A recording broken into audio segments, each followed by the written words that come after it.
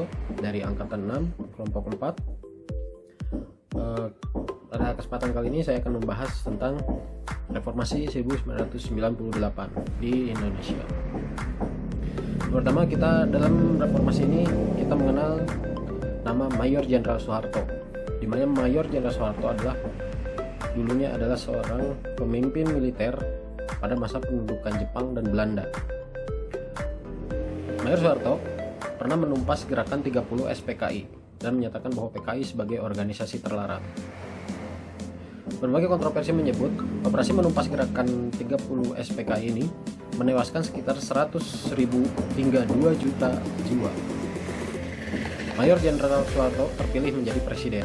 Pada tanggal 26 Maret 1998, Mayor Jenderal Soeharto mendapatkan mandat oleh MPRS untuk menggantikan jabatan Presiden Soekarno. Dan pada tahun 1973 hingga 1998, Presiden Soeharto dipilih kembali oleh MPR untuk menjadi Presiden Republik Indonesia. Masa jabatan 32 tahun. Presiden Soeharto menjabat sebagai presiden kurang lebih selama 32 tahun dan pernah membangun negara yang stabil dan mencapai kemajuan ekonomi dan infrastruktur. Masyarakat mendapati harga bahan-bahan pokok yang terjangkau dan situasi keamanan dan ketertiban yang terjaga, dan juga tercapainya swasembada beras. Oke, kita masuk ke poin C, yaitu sejarah kelam tahun 1998.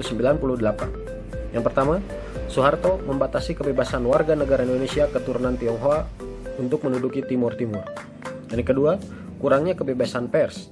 Yang ketiga, sistem pemerintahan yang tidak transparan. Yang keempat, munculnya KKN atau korupsi kolusi nepotisme.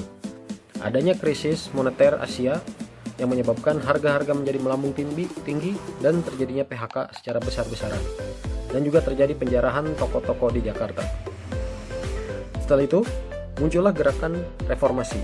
Gerakan reformasi adalah sebuah perubahan tatanan kehidupan lama dengan tatanan kehidupan yang baru, yang ke arah perbaikan kehidupan di masa depan. Orang mendukung reformasi disebut dengan reformis.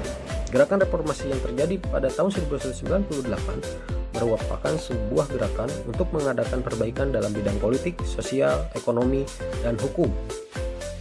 Masalah yang dihadapi oleh pemerintah pada saat itu ialah sulitnya kebutuhan pokok karena harga-harga yang sangat tinggi, sehingga masyarakat pun harus antri untuk membeli barang tersebut.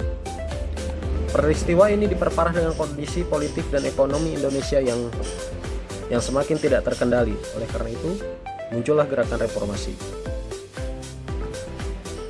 Mundurnya Presiden Soeharto. Pada era reformasi ini terjadi pada tahun 1998, tepatnya saat Presiden Soeharto mengundurkan diri pada 21 Mei 1998. Oke, untuk lebih jelasnya kita akan melihat sedikit cuplikan di mana Presiden Soeharto mengundurkan diri. Saya memutuskan dari jabatan saya sebagai Presiden Republik Indonesia, terhitung sejak saya bacakan pernyataan ini pada hari ini, Kamis 21 Mei 1998. Oke, jadi pelajaran dari sejarah reformasi ini yang bisa kita ambil adalah bahaya jika masa jabatan presiden tidak dibatasi. Yang pertama, pemimpin menjadi bersikap otoriter. Dan kedua, menyalahgunakan kekuasaan. Yang ketiga, menjadi seorang diktator.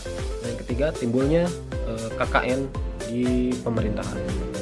Oke, untuk kondisi Indonesia saat ini, yang pertama itu menjadi lebih terbuka dengan adanya kebebasan pers. Namun perlu adanya filter karena tidak semua informasi yang muncul itu merupakan fakta. Untuk yang kedua, misalnya untuk salah satu contoh perekrutan PNS atau ASN yang lebih transparan sehingga meminimalisir praktek kecurangan. Untuk poin yang ketiga, kemajuan pada bidang teknologi dan informasi yang ada di Indonesia. Baik, kesimpulan yang bisa diambil dari sejarah Indonesia ini adalah yang pertama, dengan adanya reformasi, negara akan maju dan kualitas SDM akan semakin baik. Yang kedua, rasa nasionalisme yang tinggi membuat Indonesia menjadi negara yang tangguh dan dikenal oleh dunia. Baik, cukup sekian pemaparan dari saya. Assalamualaikum warahmatullahi wabarakatuh.